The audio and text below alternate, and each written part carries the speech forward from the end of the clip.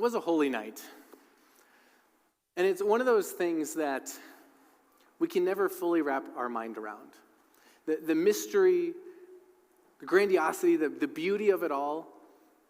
It's one of the reasons why we celebrate Christmas every year. You don't celebrate one Christmas when you're like 4 and you're like, all right, I'm done, I've covered it. It's one of those things that we come back to. And it's one of those things that as humans, we're never fully going to understand everything. And we could meditate on it our whole life. And so tonight as we meditate on this, I want to share a story with you. And this will be the bulk of what I share is this story. And it's not a true story, okay? It's not real people. It's not true events. But in a lot of ways, it's a real story. You see, Adam was an accountant at this company that was founded long, long ago. And this company was not great. Things were not going well. Now, to be fair, there were a couple bright spots. He had a couple good coworkers, and the work wasn't terrible, but overall the company left a lot to be desired. For instance, the middle management in this company was the worst. Every time they had like an ounce of power, they completely abused it. There was people all throughout the company that were in need of help and support and never got it. People wouldn't really do their job, and then whenever something went well, everybody would fight to take credit for it. And as soon as something went wrong, everyone deflected real quick. And while you had a couple people that you could trust for the most part, I mean, the company was huge, and you kind of just felt like the bulk of people were really just looking after themselves. They didn't really care about you. And people would frequently get caught stealing stuff from each other's desks, and despite many reminders from the higher-ups, inappropriate relationships kept popping up throughout, and gossip would run rampant. Now, to be fair, Adam was not free from the blame. Now, he typically liked to think of himself as one of the good ones in the company, that he worked a little bit harder, that he would help more, that he didn't give in to all the gossip. But in those moments when he was really honest with himself, he knew that he left a lot to be desired too. For instance, Adam thought of himself as a hard worker, but often he would say, don't worry, I'm going to get that done. Then he wouldn't. He wasn't really great at paying attention to detail. He often overlooked things, which, as an accountant, not a good quality. He would frequently, just leave things unfinished. He wouldn't always help as much as he thought, right? He thought of himself as somebody who would help, but as soon as there was somebody who was just a little bit weird, a little bit uncomfortable around, he would just kind of keep to himself. And with the gossiping, I mean, there was one time that his coworker Evelyn had gotten caught breaking the rules, and the higher-ups had chewed her out for it. And Adam made sure that everybody in the office knew about that. He never talked to Evelyn about it. Now, Adam realized that he too was a part of the problem. This company that felt broken, that felt misguided, and it wasn't even just the people. I mean, even the dang office copier would make this groaning sound, like it was waiting for something, like another print job, I don't know. Now, apparently it hadn't always been like this. Adam had heard stories about back when the founder of the company had made it, when he had built it from the ground up. Apparently he had made something beautiful. Apparently it wasn't so bad. In fact, you could say it was very good. Apparently back then, everybody knew who they were, what they were there for. They knew their purpose. They got along. Even better than that, the founder of the company, he knew every single employee, and every single employee knew him. There was this trust. There was this relationship. They could go to him. The founder, he was known to go for walks with people. He would take an employee out, and he would just walk with them. And they could come to him with all of the good and the bad going on, whether it's work or whether it was life. Everyone knew where to find the founder's office, right? The office, it's technically still there. Next to the door today, there's still a picture of the founder. Nobody pays much attention to it. Back then, everyone felt like they knew him and they could go to him.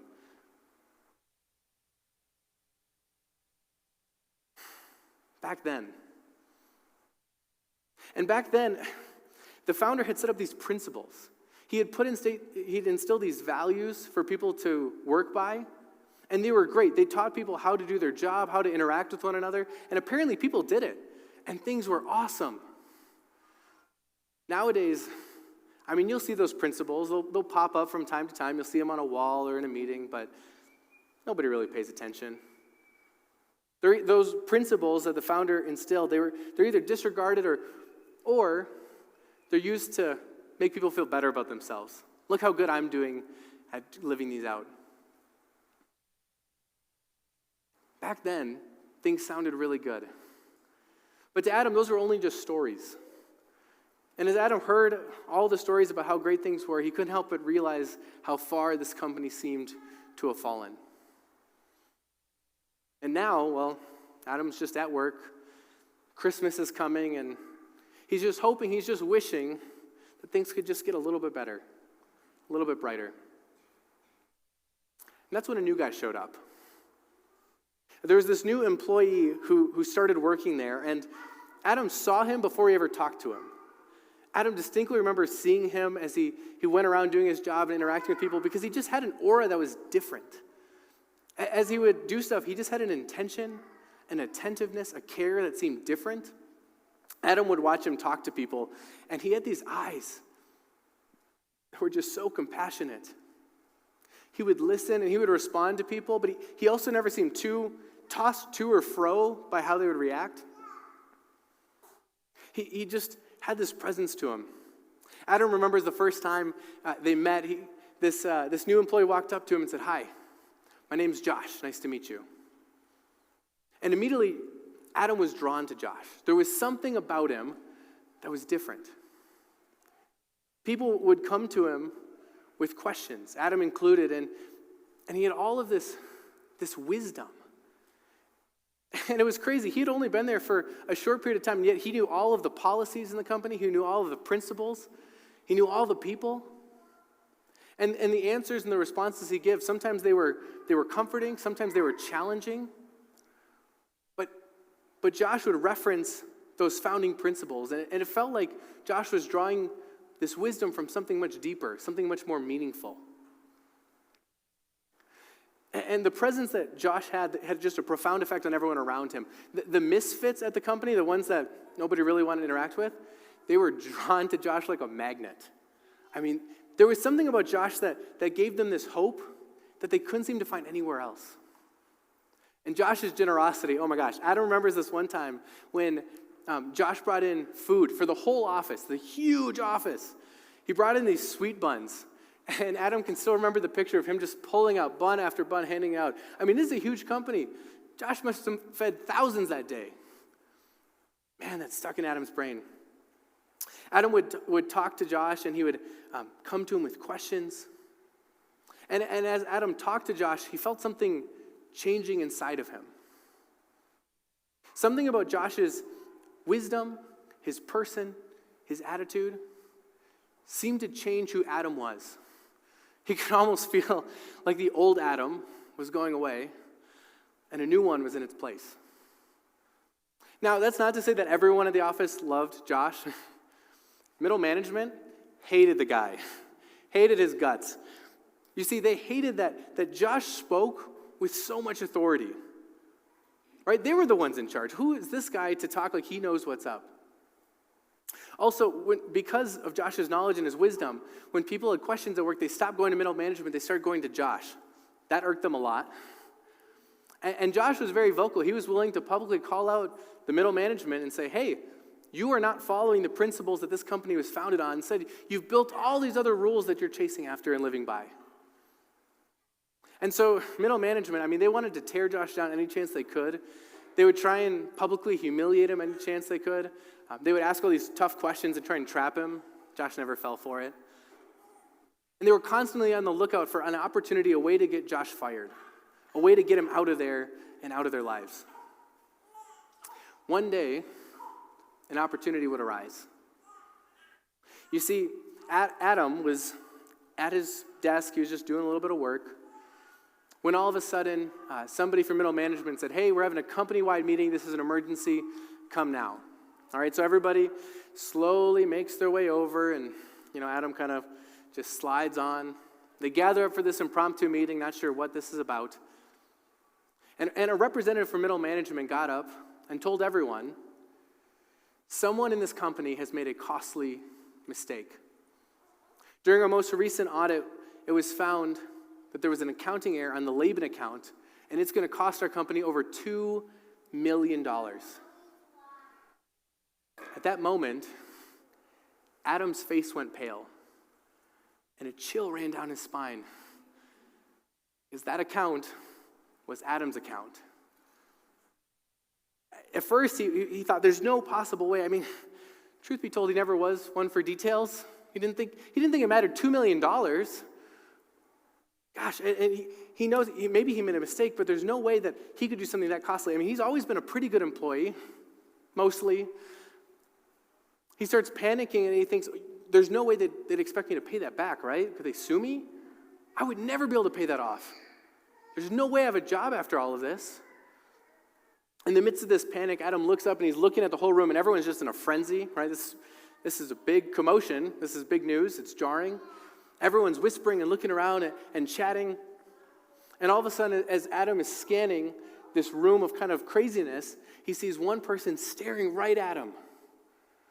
And it's Josh.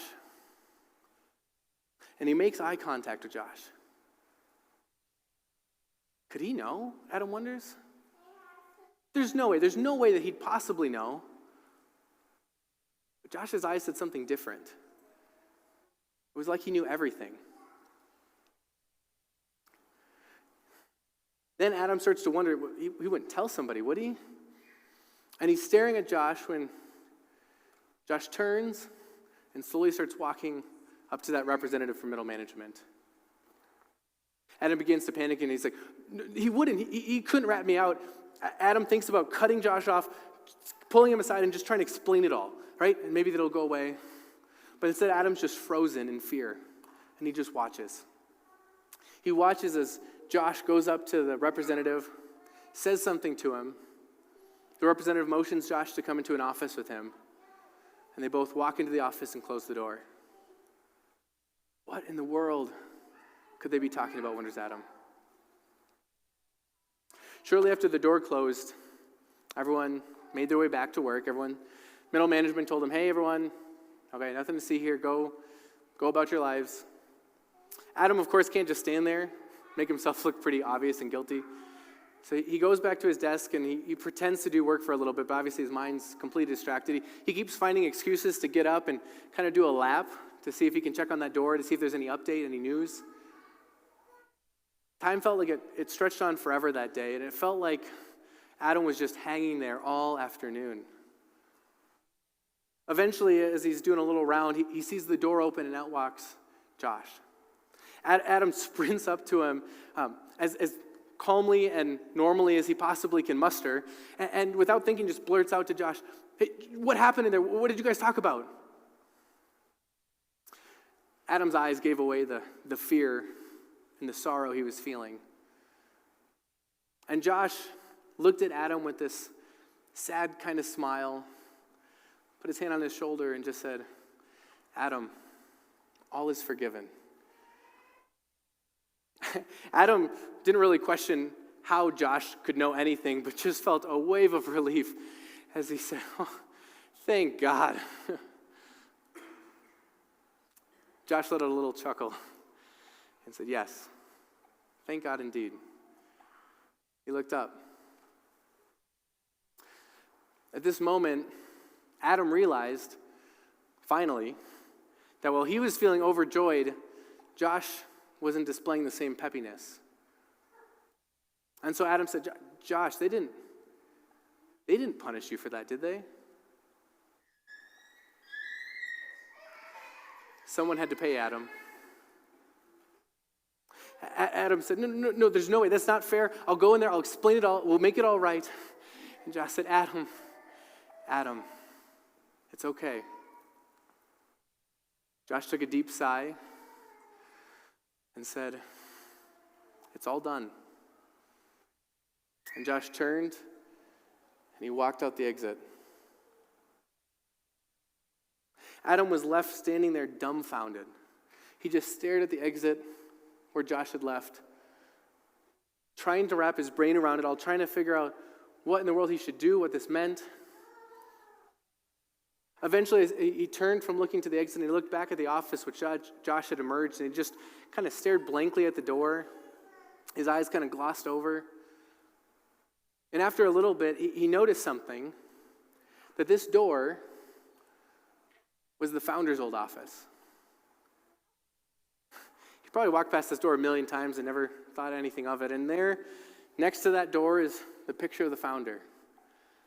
Again, he's walked past it, but he's never paid any attention. So for the first time, probably forever, he looks at this picture. And he's staring at it. And as he looks at this image of the founder, he sees that this man clearly was somebody so wise. He had compassion and kindness. He seemed to just have an understanding about him. And as Adam stared at that picture, he started to feel like the picture looked familiar. He looked at it a little bit more, and he tried to come down from all the emotions of the day and figure out where in the world he'd seen this face, and all of a sudden it clicked. And he looked at the picture, and he looked at the exit, and he looked back at the picture. It was Josh. And Adam thought, what? Josh is the founder? But how could the founder become an employee at his company? And how could he be fired by people that he hired? Adam couldn't make sense of it, but he sprinted to the exit and he ran out and he looked through the parking lot to see if he could catch Josh. He scanned, he looked left, he looked right. No sign of him. And feeling perplexed and dejected, Adam looked down at his feet. And strangely, there on the sidewalk, set there just for him, was a small rock with a slip of paper under it. Adam knelt down, and as he rolled the stone away, he saw a small note. And it simply said, "Don't worry, I'll be back soon."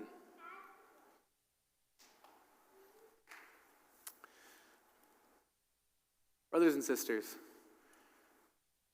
I will never understand how it is the Son of God from all eternity, who stitched you together, who stitched me together, who built all of this, could come and take on flesh, to become one of us, to be with us, to be killed by the very people that he created, and then rise again.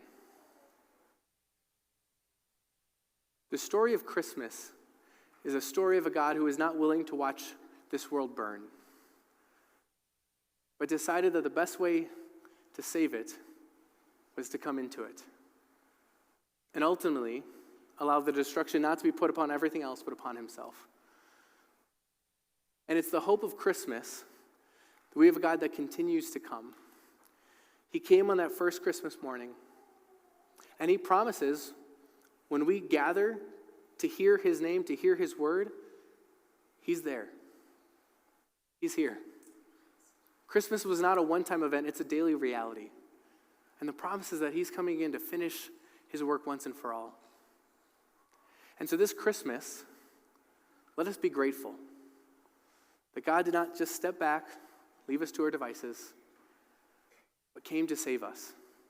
He came and took on the very skin that we have, filled his body with the very blood that we have, and then gave it all for you and for me. And so in the midst of the craziness, in the midst of the hustle and bustle, let us draw near to him. Let us listen. Let us reflect. Let us pray. Let us praise him for this great work.